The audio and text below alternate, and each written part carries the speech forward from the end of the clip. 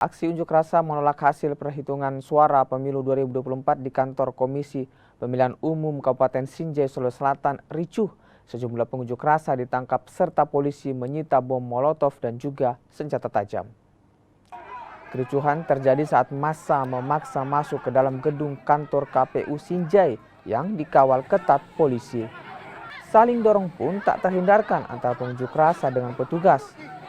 Sejumlah pengunjuk rasa yang diduga provokator juga turut diamankan. Polisi juga menyita 7 buah senjata tajam jenis parang, 3 badik dan 3 bom molotov. Dalam aksinya ini, polisi juga sempat menjadi korban penganiayaan yang dilakukan massa.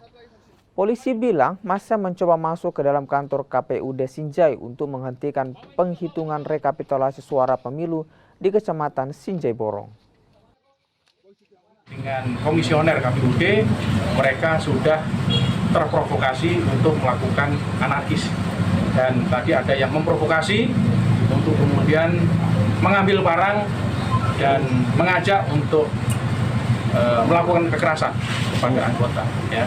Kemudian tadi kami amankan, sekitar 7 orang kita amankan, yang terdiri dari mereka yang melakukan provokasi, mereka yang melakukan anarkis, melakukan pemukulan terhadap anggota korban, kemudian mereka yang membawa senjata tajam. Ya, jadi 7 orang kita amankan. Masih soal demonstrasi, saudara, massa dari warga dan juga mahasiswa menggelar aksi demonstrasi menolak hasil rekapitulasi suara di Polewali Mandar, Sulawesi Barat. Aksi demonstrasi ini pun berlangsung ricuh. Warga dan mahasiswa yang tergabung dalam aliansi masyarakat sipil ini menggelar demonstrasi menolak rekapitulasi suara yang digelar KPU Polman di salah satu hotel. Massa yang mencoba masuk ke lokasi rekapitulasi dihadang polisi. Aksi saling dorong pun sempat terjadi. Massa menolak hasil rekapitulasi lantaran ada dugaan sejumlah pelanggaran pemilu yang terjadi selama proses pemungutan suara.